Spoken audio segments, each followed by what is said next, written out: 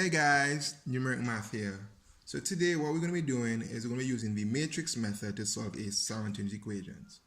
If you recall, a simultaneous equation is a group of equations that has multiple variables.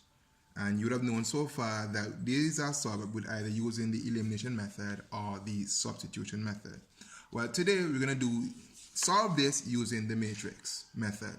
Remember, a matrix is a collection of numbers, symbols which are arranged in rows and columns. So this is the format for calculating or solving a simultaneous equation using the matrix format. You say that A would be the sign of the matrix, that when you multiply it by its variable, you get your solutions.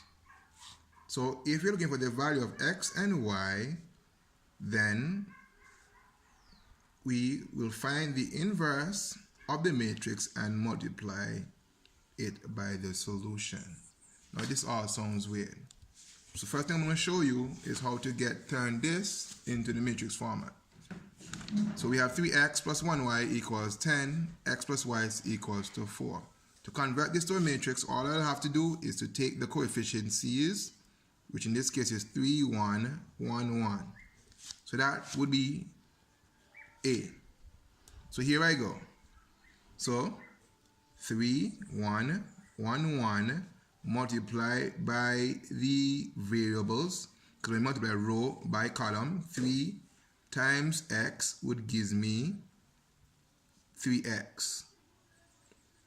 So when you multiply 3x, 3 times x plus 1 times y will give us 10, and etc. 1x plus y gives us 4, which is our original sum. So if you're asked to find the value of x and y, all I will have to do is to find the inverse of this. Now if you want to remember how to find the inverse, and not quite understand how to find the inverse, click on that button at the top there.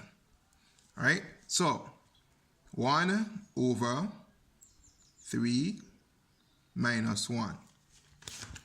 Because what we did our butterfly.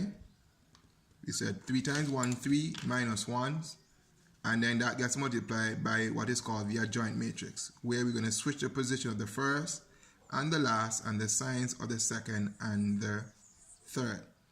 And finally, we're going to multiply it by the solution. So let's reduce. 1 over 3 minus 1 gives me 2, and I have 1 minus 1 minus 1 and 3, and 10. Now what I like to do is when I get here is that I multiply the two matrices first. Now when I do that first, what happens is I usually get a number that is divisible or a half can go into without a remainder. So xy is equals to a half, and let's multiply. 1 times 10 is 10 plus negative 1, and negative 1 times 4 gives negative 4. Negative 1 times 10 is negative 10, and 3 times 2 gives me positive 12.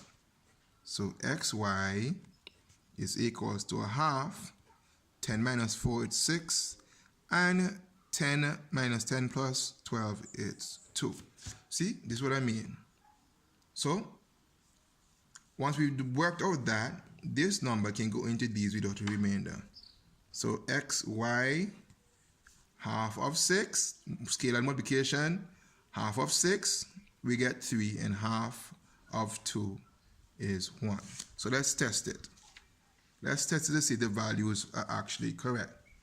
If x is equals to 3 and y is equals to 1, and I substitute back in the equation, let's see if we get 10.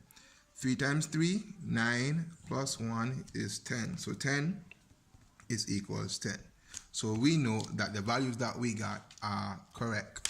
All right, so today what we just looked at was using the matrix method to solve a substitution, to solve a simultaneous equation.